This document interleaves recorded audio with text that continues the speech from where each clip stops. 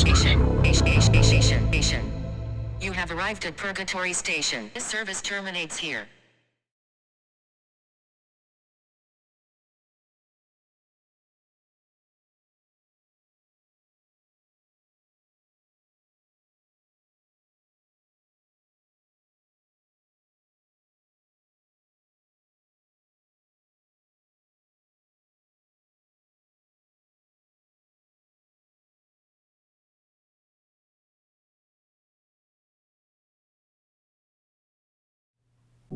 Two embryos from the same source we were, essentially sharing everything before we even entered the world. We shared blood, DNA, and the womb itself. Two tethered beings, growing, connected, blissfully oblivious. When our mother was about 16 weeks pregnant, she was told we were at an increased risk because the placenta and network of blood vessels we shared caused a disproportionate exchange of blood supply and placental nutrients between us, something called twin anemia polycythemia sequence. To ensure that we would both survive, our mother had to undergo a fetoscopic laser ablation procedure, which meant having the placental vessels disconnected and coagulated to enable us both an equal supply of blood.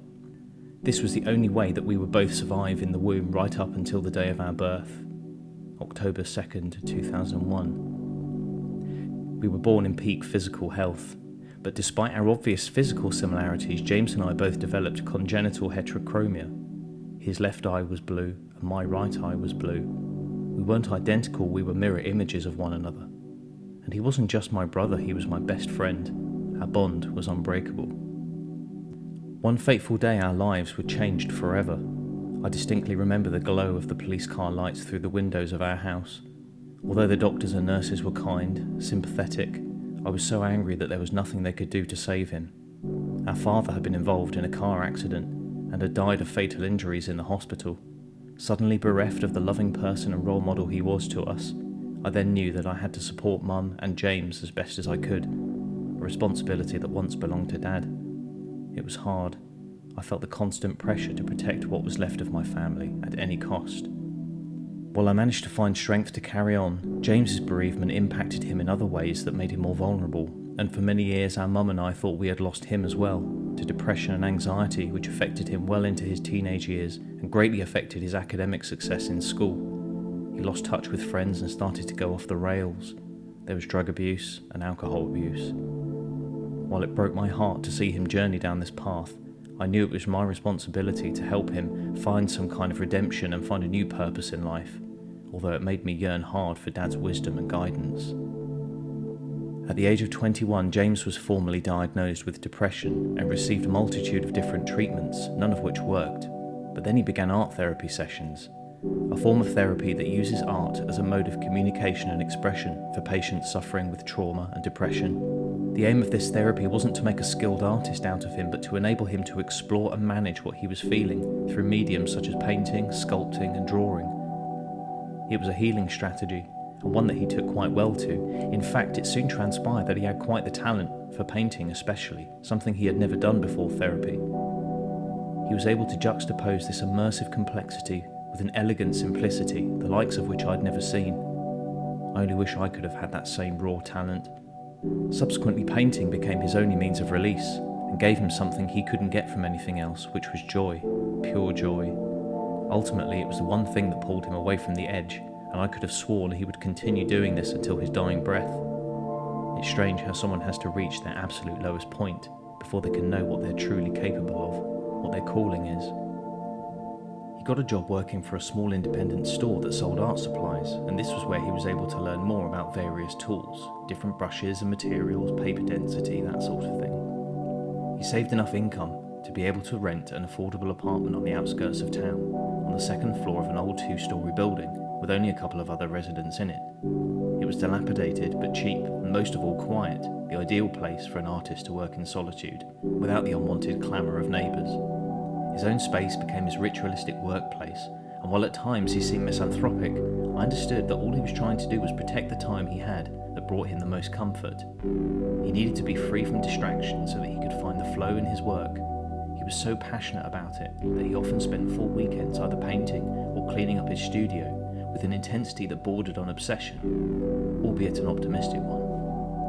With this newfound optimism, he made his mark without any mental guidance or influence and went on to attend university where his work gained positive attention from peers. But even when his praises were being sung, the only thing he ever truly cared about was what Dad would make of him. I often looked at him with pride, just as Dad would have done, and I'd always assure him with a smile. At last, James finally found himself, I thought. He once insisted that I was his greatest inspiration, and even though I was humbled, it was a compliment I never wanted to accept, for truly I was the idle, slightly jealous brother who was never the type to inspire. Sure, I may have been the closest thing to a father figure he ever had since Dad died, but everything he accomplished was on his own. I could never take any of the credit. Things started to look promising for him at last, when a few art buyers showed interest in his work at an art exhibition, a painting he called A Portrait of Fire. There was fury in the colours, but also a strange kind of inner peace. It symbolised spiritual cleansing and rebirth, and he believed it to be his magnum opus. Unfortunately, the harsh reality of the art world began to set in, and all offers put in for his masterpiece were forfeited in favour of some other artist's work. Some would say this is somewhat an inevitable yet minor defeat, not to discourage the artist, but quite the opposite in fact. But this was when James started to realise that his ambition of being a professional artist was a much more difficult pill to swallow than he'd expected, and he saw other artists' success as preventing him from having his own. It was something he simply could not bear. Shortly after the exhibition, there was a fire outbreak in James's apartment, and nothing made it through unscathed. All his artwork and possessions were reduced to ash, and among his possessions were the only photos of Dad that we had. The fire was thought to be caused by James's own negligence, but he swore it was arson, that someone was out to destroy everything and ruin his life, although this was never proven. He even went as far as believing that the very painting he had made was cursed, like it was some premonition. He believed that everything that happened was a sign that he had pursued the wrong career. He came and lived with me a short while after that, but a few months later, he moved back into the very same apartment. Determined to figure out his true path to success and fulfillment, he became more and more introverted, and I began to worry.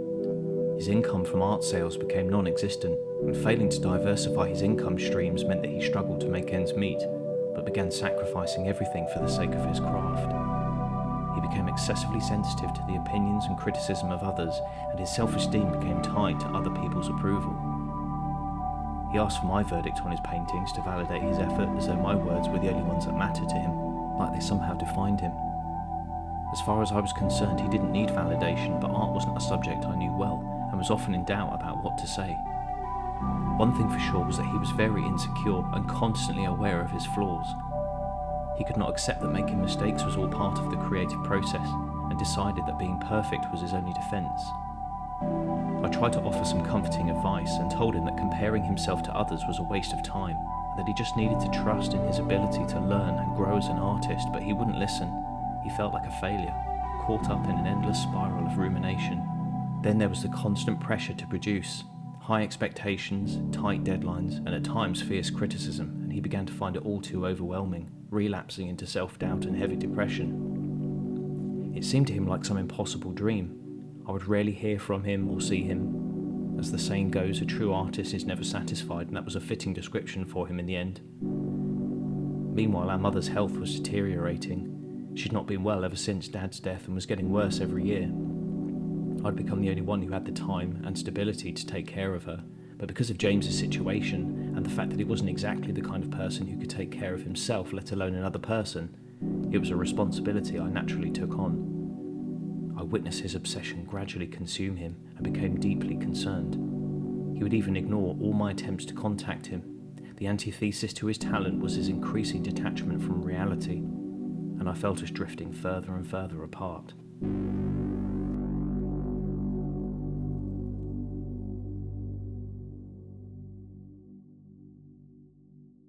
There I was, stood at his apartment door at around 10:22 night time. I'd gotten a call from him excitedly inviting me to come over.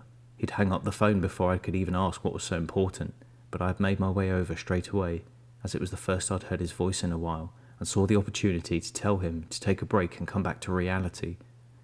When I arrived, he wanted to share with me his latest project. He hadn't shown it to anybody else, and said I had the privilege of being the first to see it. Reluctantly, I agreed. In the living room where he worked, there was something on top of a plinth, covered in a white fabric sheet.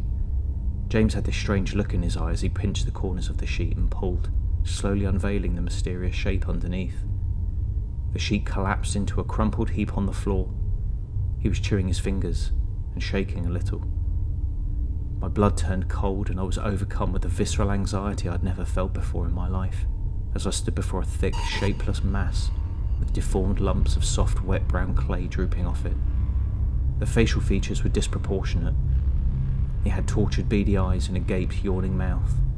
He gave off an unsettling sense of doom and dread, but what really made my hairs prick up was how it appeared to look right at me.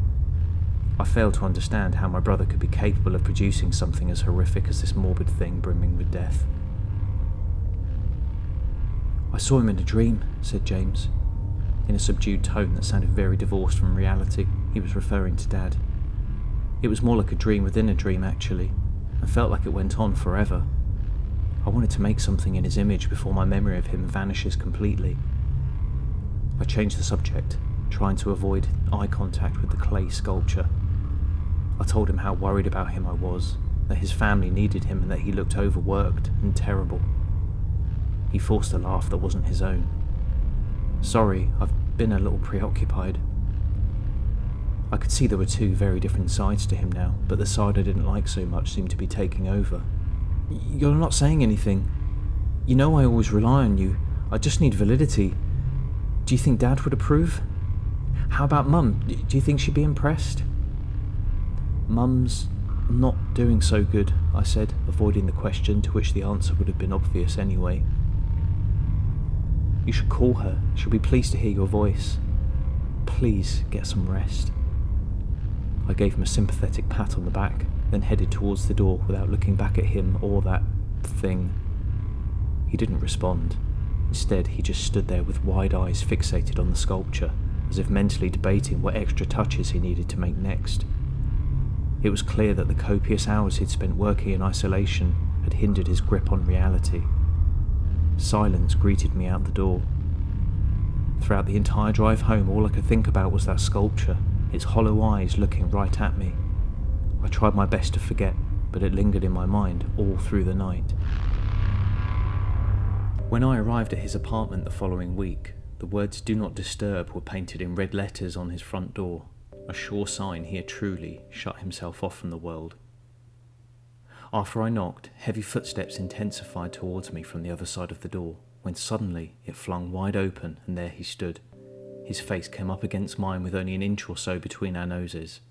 His face was gaunt and pale, eyes bloodshot and burning with a terrifying rage, a dramatic change from the previous week. This was no longer the brother I knew. He looked like he was possessed. Without warning, he threw his fist into the left side of my face with such force that I was knocked to the floor. The strong metallic taste of blood quickly came rushing into my mouth, and I immediately felt my left cheek swell into a bruised lump. I looked up at him in complete shock as he stood towering over me, looking down. A single vein was prominent in his forehead, and his face turned a dark shade of red.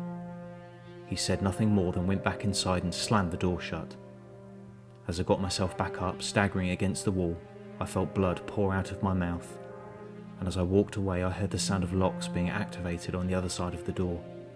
I left without a moment's hesitation. A couple of weeks passed by. According to the digital clock on the dashboard, it was 1 minute past midnight. The storm raged on violently, occasionally pulling and pushing the car as I hurried along the motorway as fast as I could, making my way home from the hospital. The heaviest rain I'd ever known poured down, battering the outside of the car, which felt more like an old tin box in such conditions, and the steady metronome of the windscreen wipers weaved in and out of synchronization with the passing of lighting poles along the road. The lights were distorted through the barrage of rainfall on the windscreen. Through the rain and my own blurred vision, I could barely see a thing. My head felt like it had tripled in weight. I was so dosed up on caffeine that it was starting to have the complete opposite effect on me, since I'd been attempting to self-medicate my own state of sleep deprivation, and had been unable to function without abusing myself with almost lethal doses of both caffeine and nicotine.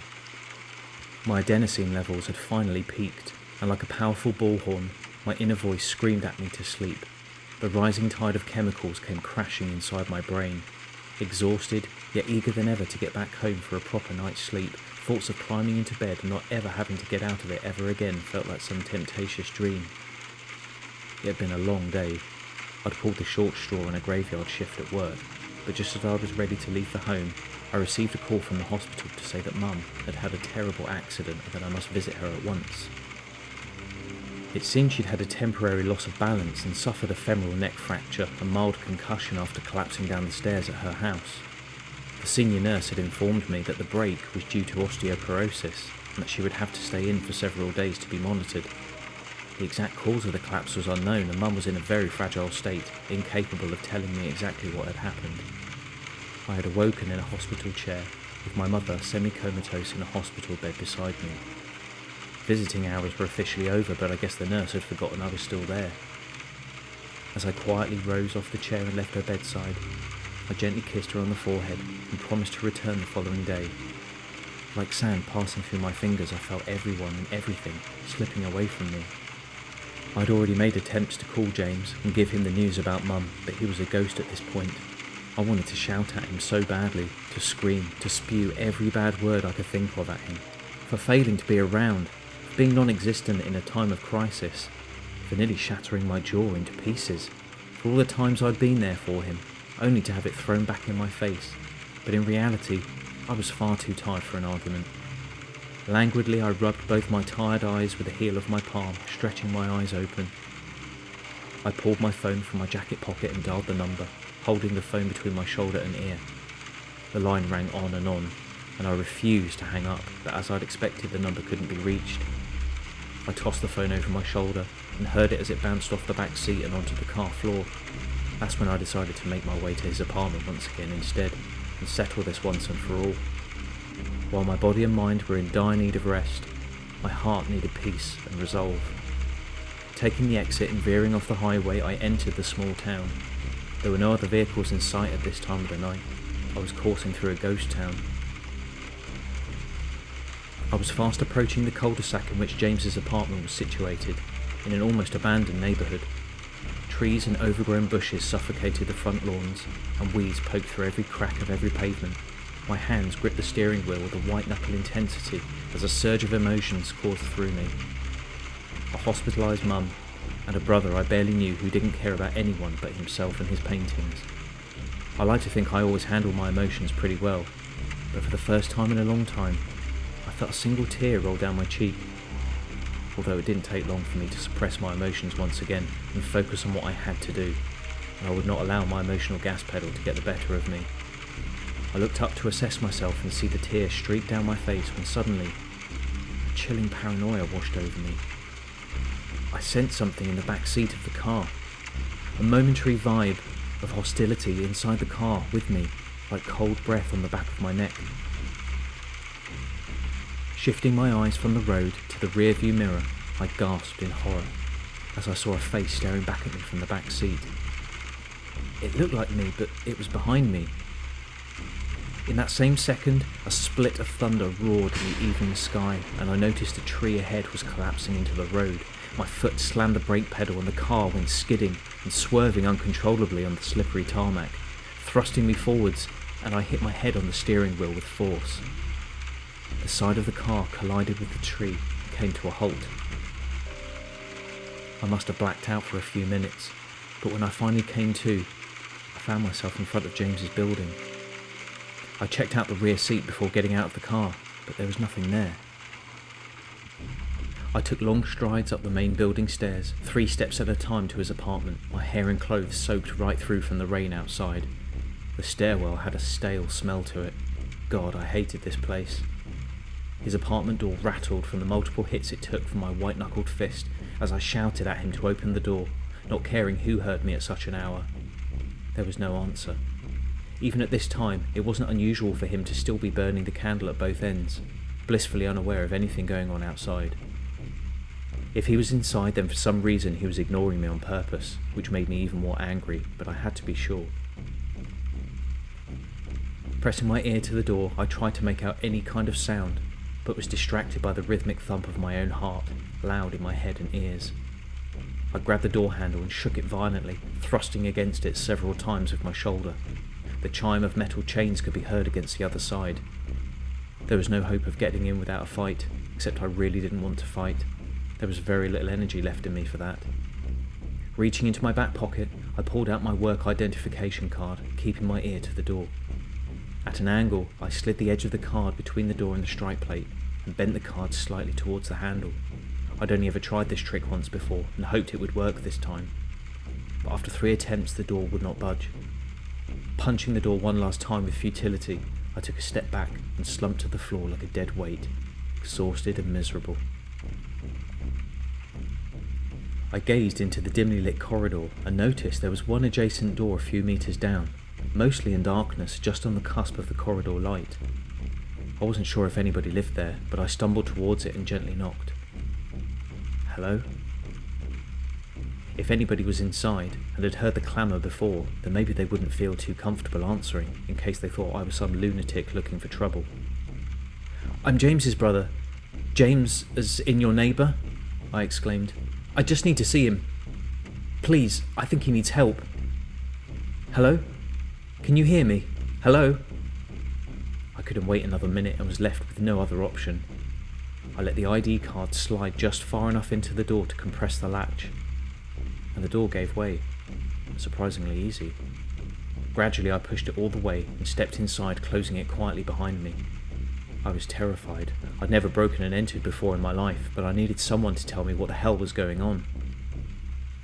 I found myself entering darkness, a chill in the air, silent except for the rain beating chaotically against the window. My eyes scanned the room and I listened out for any presence. I wandered over to what I assumed was the bedroom, my heart pounding like a drum. The door was wide open enough for me to peer through, and saw that there was an empty bed with sheets still smooth and neat. It was safe to say that nobody was here, and I was feeling very relieved about that, but I needed to somehow find a way into James's apartment. At the far end of the room was a window which looked out onto a forest behind the cul-de-sac. The forest stretched quite far back, eventually leading to a heath. There were no other streets or houses. It really was quite an isolated area.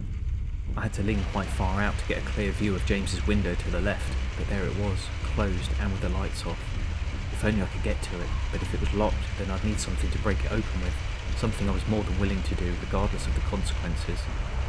Retreating quickly inside, I looked all around for some kind of blunt object, anything. Hastily I grabbed a knife from the kitchen counter, which I slid into the belt loop of my trousers, and proceeded to climb out of the window. Torrential rain and wind attacked me from all directions. Suddenly I wished I was back inside. I was able to perch myself onto a bough and held onto a sturdy branch above me and walked along it to reach James's window. It was the only way I could get to it. From up there, it looked like quite a long way down. Suddenly, the tree I was attached to shook violently and swayed, but I managed not to stumble. Once I was opposite the window, I continued to hold onto the branch above me while reaching for the window with the other. I gripped the knife and used the handle to tap the glass forcefully until a spiderweb crack emerged. I hit it one last time and it shattered, but the knife slipped from my grasp and I watched helplessly as it fell 2 stories to the ground, landing in a bush. Now lifting myself up on my toes, I reached forward with one arm and curled my fingers tightly onto the window ledge, but just as I did, the bough I was stood upon bounced in a strong wind, thrusting me forwards, and I swung from the bough, my body slamming against the brick wall. With all my strength I pulled myself up, and I was able to get through.